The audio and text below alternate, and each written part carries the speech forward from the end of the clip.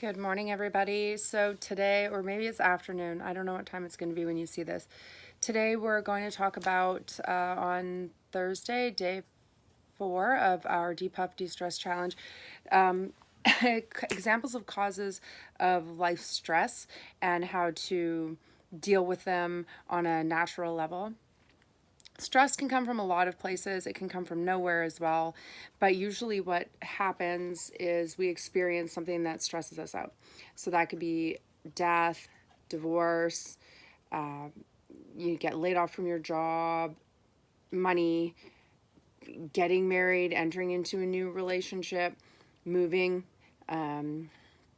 chronic illnesses and injury, as well as emotional problems like depression, anxiety, and then all the other emotions, anger, grief, guilt, low self-esteem, all that stuff. And all those things can add up to, or one of them can create stress in your body, and it can be a long-term stress that then turns into inflammation, and something like, say, divorce could turn into depression and anxiety as well. And so we have to be careful to know when these things are happening in our life, what the signs are, and what our abilities are to heal from them and be totally conscious about what's going on with ourselves emotionally. So here we go.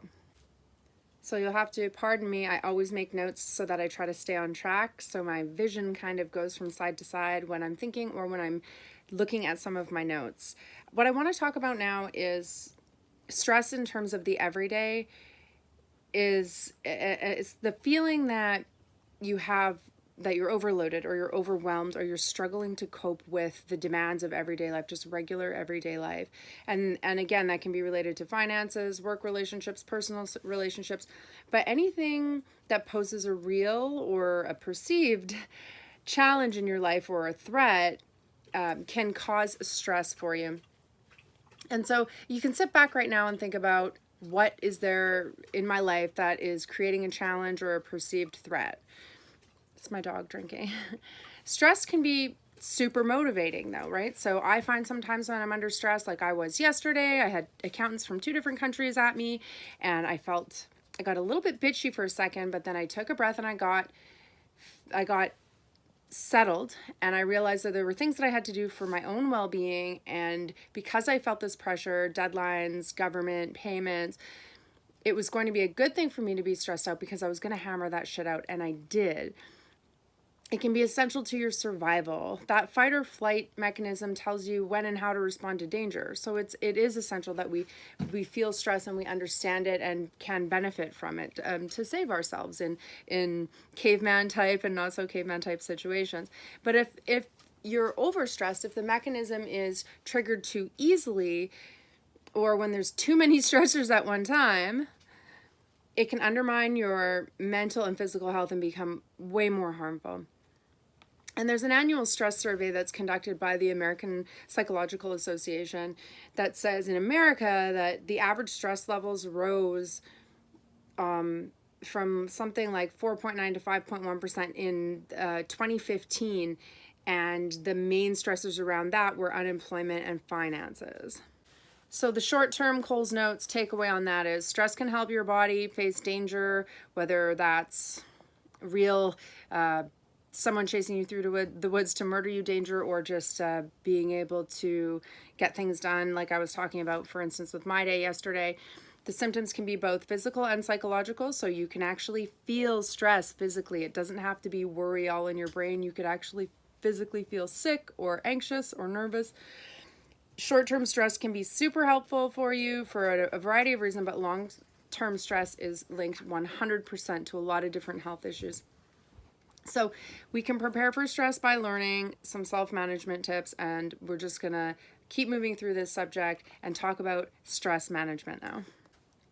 One thing that we need to note about physical changes when we're experiencing stress is that more than just butterflies in your stomach occur when you're having stressful times in your life.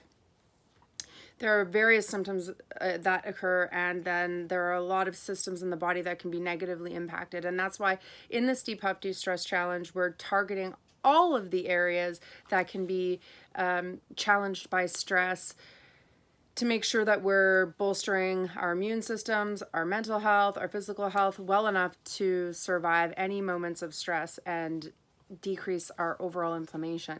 So your blood pressure and your pulse can increase.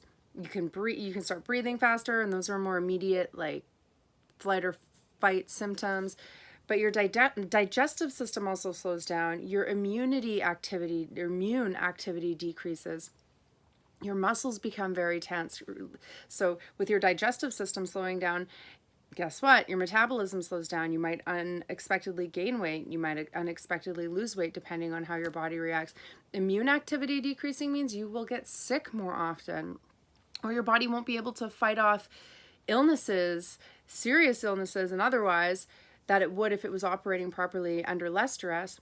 When your muscles become tense, that creates a lot of different pain in the body. You can get headaches, you can have chronic pain all over. So it's important that we understand tension is a very real part of stress. And then also that heightened state of alertness that comes with fight or flight that might keep you up at night and keep you in a level of insomnia that's going to stop you from having that chance overnight to repair your body as well.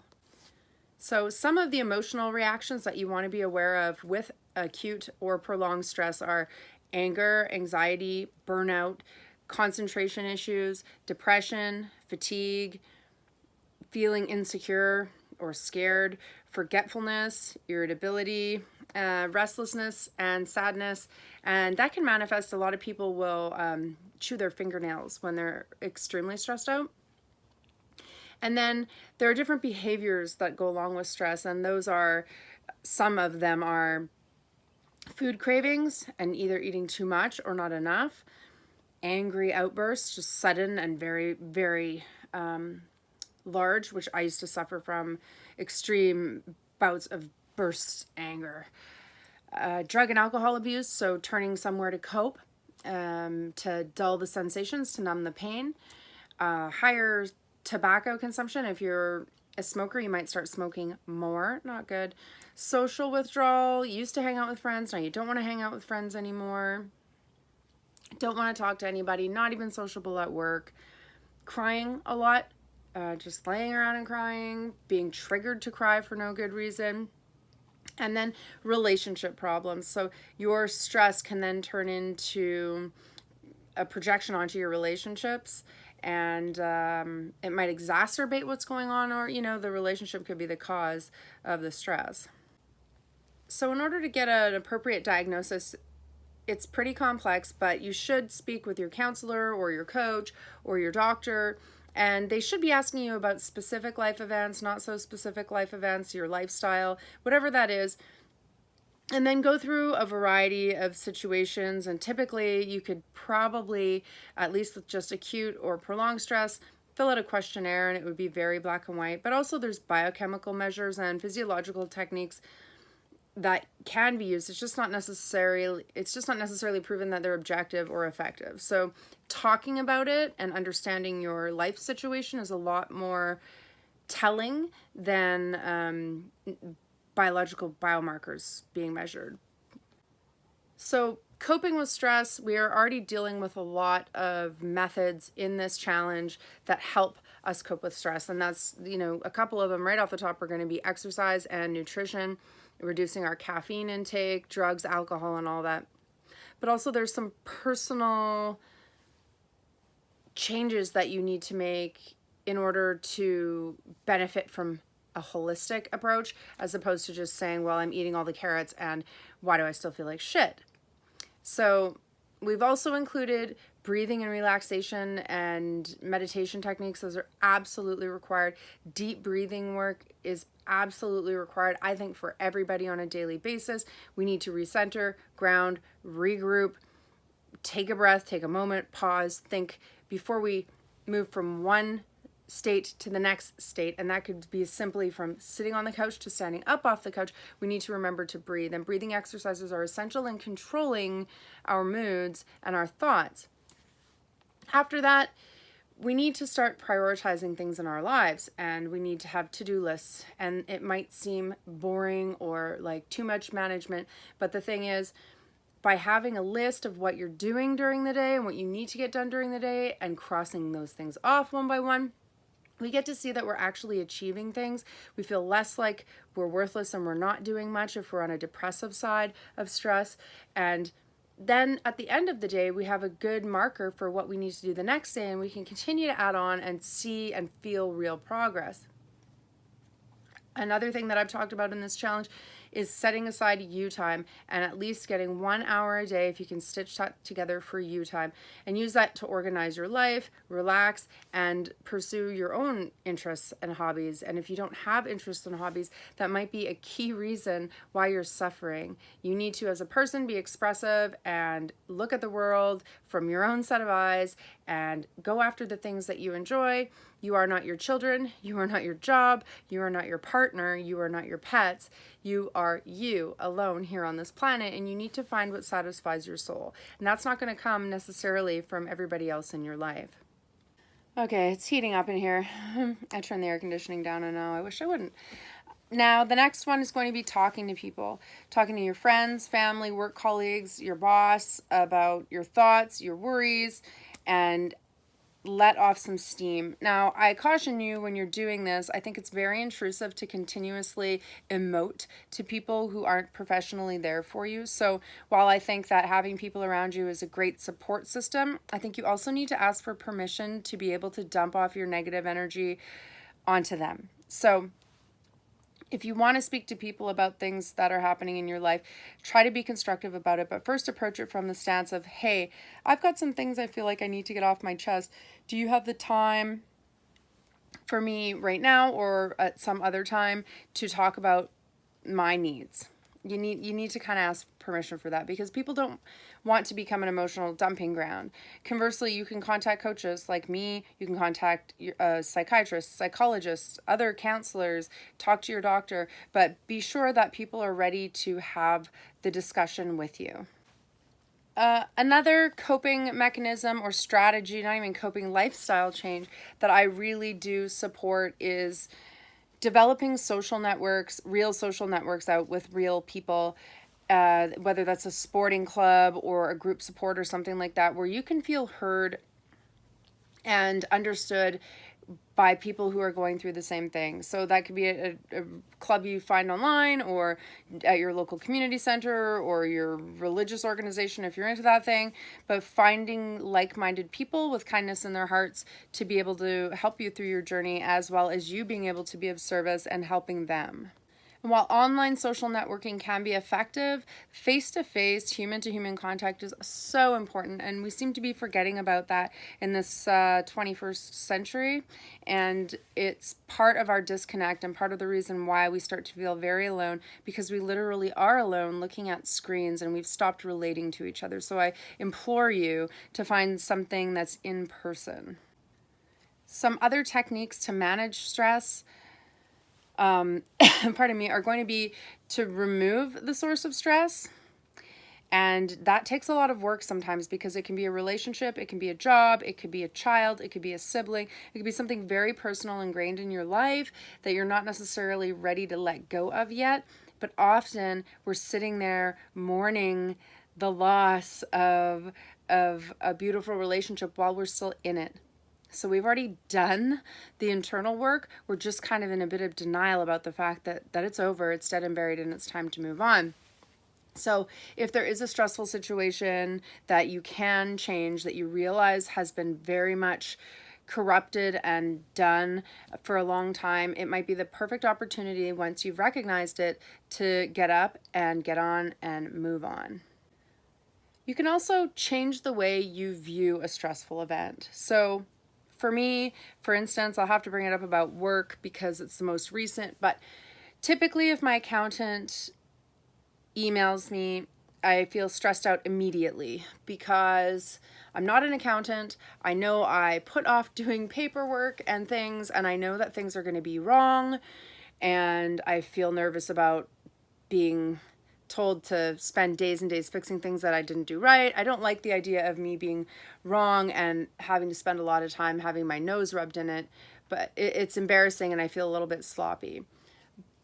So there's where my anxiety comes from. But Conversely, I could look at it as, well, listen, I know I'm not good at this thing. This isn't my strength. I'm willing to admit it. And now I've got somebody who's a professional that's willing to guide me through the process and make sure I understand what's going on, help me perfect the things that I actually need to do to get on in life. I have no choice. I have to have accountants. I have to have bookkeepers. I have to have things happening, reporting to governments. But maybe I should take it as a learning opportunity instead of a beat down. Does that make sense? And the last thing I want to talk to you guys about constructively is personal boundaries. We often don't set them at all, and that's often the reason why we treat ourselves with a level of disrespect, and then we walk through life uncomfortable and just not able to deal with other people when you have millions of emotions being thrown at you like a bunch of rotten tomatoes. Personal boundaries are just the guidelines, the personal guidelines, the rules that you create that limit a person you're dealing with and changes the way that they can communicate with you. Meaning, you're going to identify super reasonable, safe, easy ways that people can communicate with you to keep things healthy. It's also a guideline for how you're going to respond to them, the population at large, for when they communicate with you. So the ability to develop boundaries with other people first comes from our own ability to know what our personal boundaries are, and backed up by a sense of self-worth, a good sense of self-worth. You have to value yourself in a way that isn't contingent on other people's opinions or their feelings toward you. That's step one. So if you haven't reached that, that's going to be step one before you're able to develop healthy boundaries to use with people. And not like self-esteem, self-worth is finding intrinsic value in who you are, so you can be aware of a few things. There are 5 types of worth that you can evaluate in order to set your boundaries, and here they are. So there's intellectual worth, meaning you're entitled to your own thoughts and opinions. There's emotional worth, which means you're entitled to your own feelings. Doesn't have to match somebody else's, even if it's the same situation. You're entitled, you have physical worth, which means you're entitled to your space, however wide you'd like that to be compared to others, or narrow. You're also entitled to your social worth, and that's you're entitled to your own friends, to pursuing your own social activities, to having your own life, and so is everybody else. And then spiritual boundaries. So you're entitled to your own spiritual beliefs as well as others. And that's not necessarily a hot topic in my life, but maybe for you, spiritual boundaries could be a thing. So setting the boundaries after you've developed all these senses of self-worth are very difficult, because you could be somebody like me.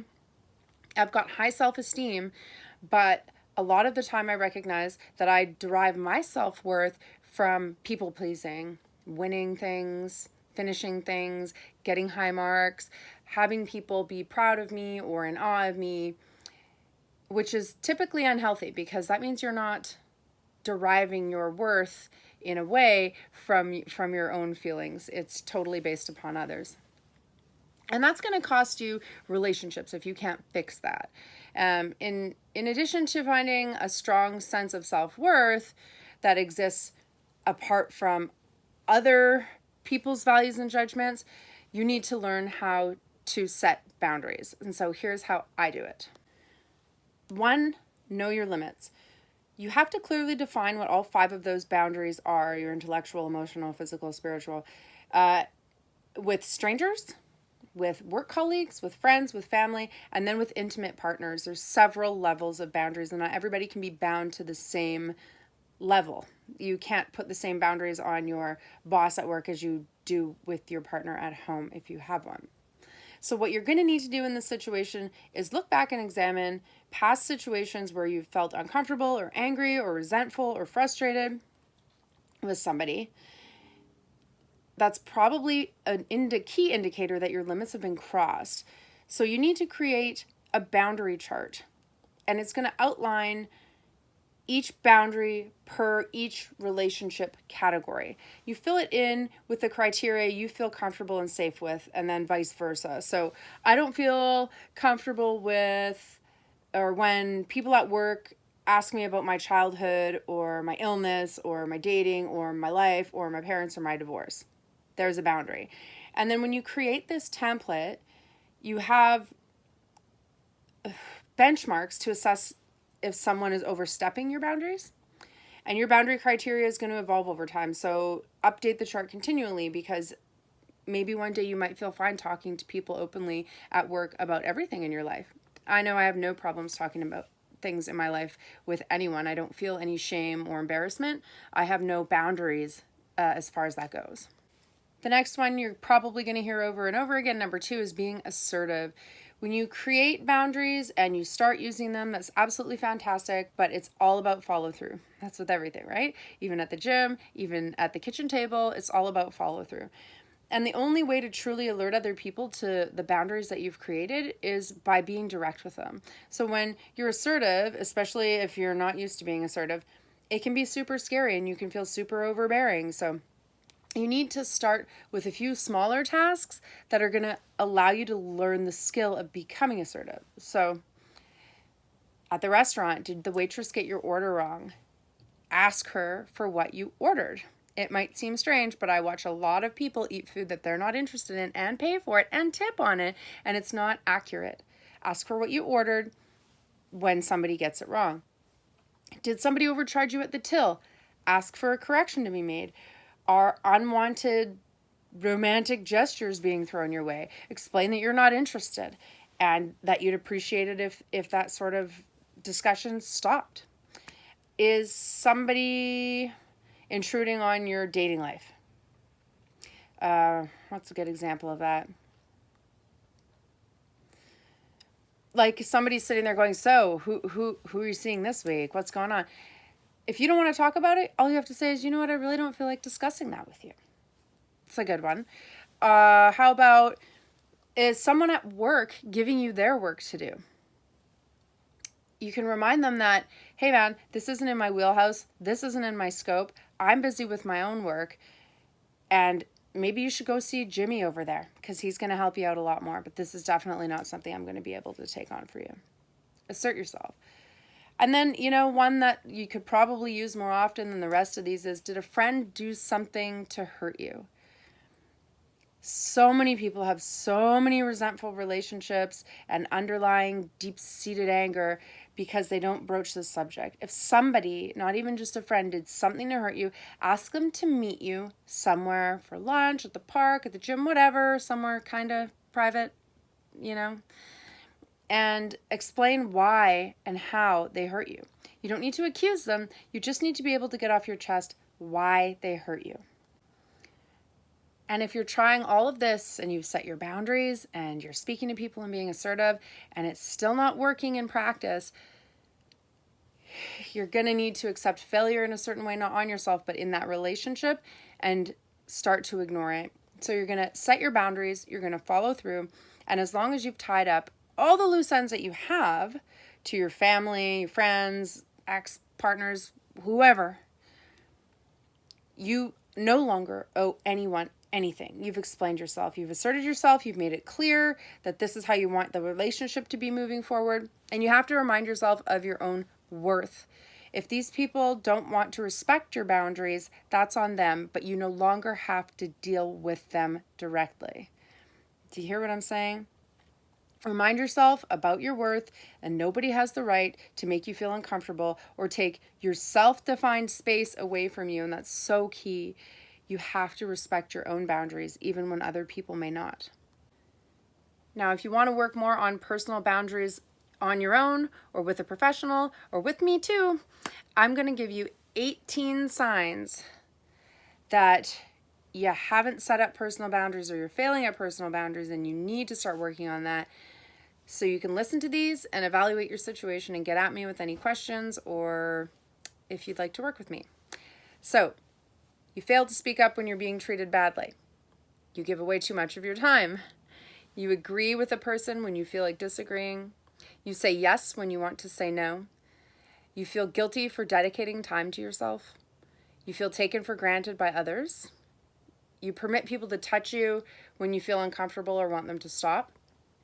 You make too many grand sacrifices for others at your own expense.